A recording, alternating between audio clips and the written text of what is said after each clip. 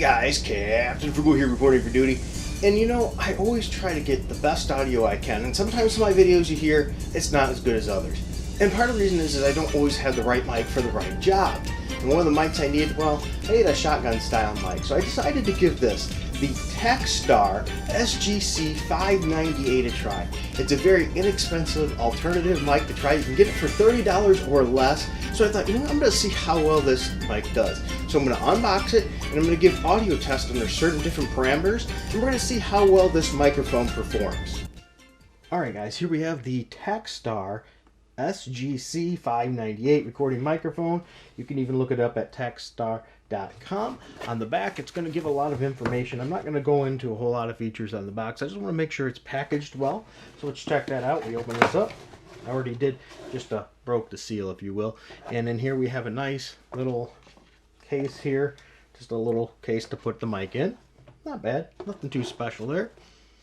Okay, we have the instruction manual, which these are always good to have. Now, if we take a moment and look at the instruction manual, it is going to give us specifics as well as the polar pattern, so you can see the polar pattern that this is going to operate with, as well as the switches. It comes with a battery. Okay, nothing super special. And here's the mic. It's packaged very well in here. Now, let's talk about this mic a little bit. Hopefully it's good at staying in without blurring. Here is the information on it. What it does have is what's called a bass roll off, or a cut switch, attenuation, whatever you want to call it. It's going to cut it at 200 hertz. That's a lot of your boomy bass. So if you find that you're getting a lot of noise, you can use that. Now also it has a 10 decibel boost, and it has a switch there for 10 decibel boost and an on and off. And this does have a battery, and when you turn it on with the battery in it, it should have a light here. It's going to light up green to indicate that it's on. The only problem with this is usually when you're recording with this, if you're recording yourself, the mic's going to be facing you. You won't know if the battery's going dead or not. And you do have to use the battery even if you plug this into a preamp. So no matter what, you will have to have a battery in it, but not a big deal.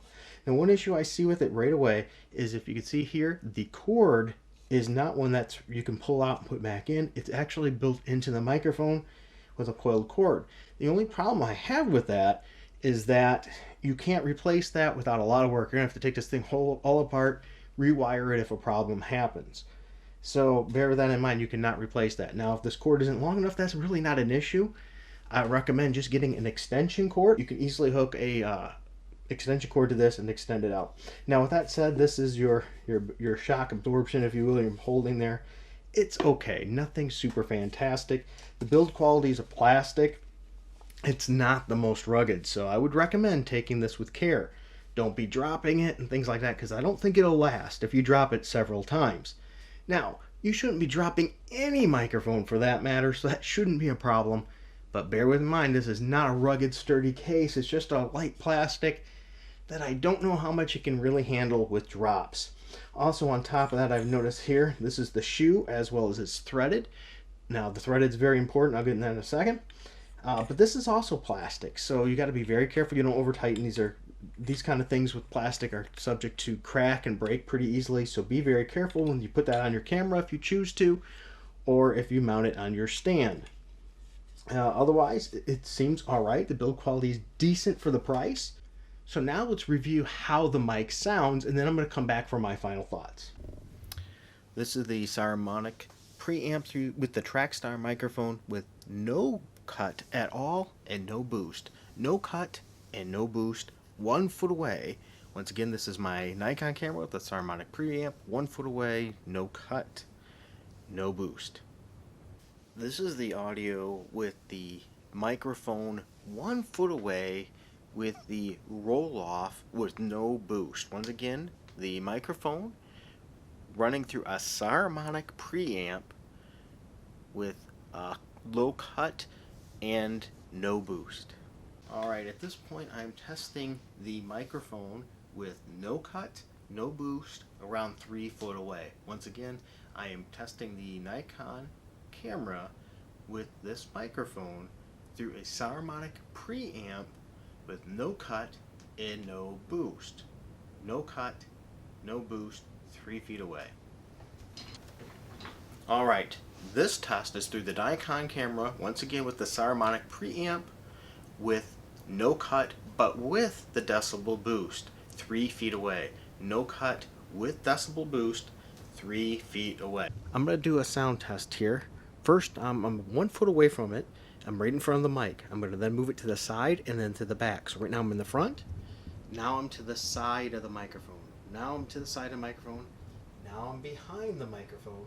Once again, now I am behind the microphone. And now I'm in front of it again. So now you can hear the difference significantly. Alright guys, now that we've listened to how the mic sounds, here are my final thoughts on this microphone. The tricks to this, yes, you can get some really good sounds out of this mic. I recommend keeping it within 2 feet of your subject that is talking or whatever you're trying to pick up the sound from. Any more than 2 feet, you're going to start hearing significant drop off, which means you're going to have to up the gain. Now with that said, let's talk about those things. The bass roll off does a pretty good job. You don't necessarily need it. I don't recommend it. We can correct those things in post. I'd recommend actually leaving it off to get all that EQ in there, all the bass frequencies you can. Otherwise, it's going to tend to sound a little thin. And I think it's best then just to leave that off and fix it in post. The same thing goes greatly. Here's, I think, something very important. Do not use the decibel boost. Do not use that boost. That is key. That boost adds too much noise. If you absolutely have to, yeah, you can help get rid of it and post some, but I'm telling you, that's going to hurt your sound significantly. I would recommend using a good preamp. Use that battery into your camera. If it has a good preamp that's quiet, use that. If you're like mine, I'm using a Nikon that doesn't have a quiet preamp, so I use a Saramonic, and I use that preamp to boost it rather than that. I get a much, much, much better result with less noise. And ultimately here too is the power. Once again, you have to have this powered on. You have to have the battery in. And see, when you turn that on, it's going to turn green. You have to have that battery in, even if you're running this through a preamp. If you don't, it won't work. Now with that said, here's some suggestions. Once again, as I said, don't use the roll off unless you have to. Okay? It's not terrible, but I think you can do better in post. Definitely don't use boost. What I would recommend is record it and fix it in post with something like Audacity. Go to your Audacity program, which you can get for free, not illegally either. Use the Audacity, go to noise reduction, take a snippet. So what I recommend is always record a little extra at the beginning or at the end of just it sitting there recording with nothing else going on. Highlight that section so you get a bass line and reduce that out of it with the noise reduction, and it should sound amazing. Now also, you're probably going to record a little bit of a low volume with this, which you do with a lot of mics like this. Especially when I said you don't want to go really above 2 feet. That's pretty common for shotgun mics. At around 3 feet, you start to really hear a lot of drop off. So as I said, keep it close. So you're going to want to be putting this and mounting it, in my opinion, on a stand. Have it a couple feet away, not on top of your camera. You see a lot of people doing that, but that's not always optimal.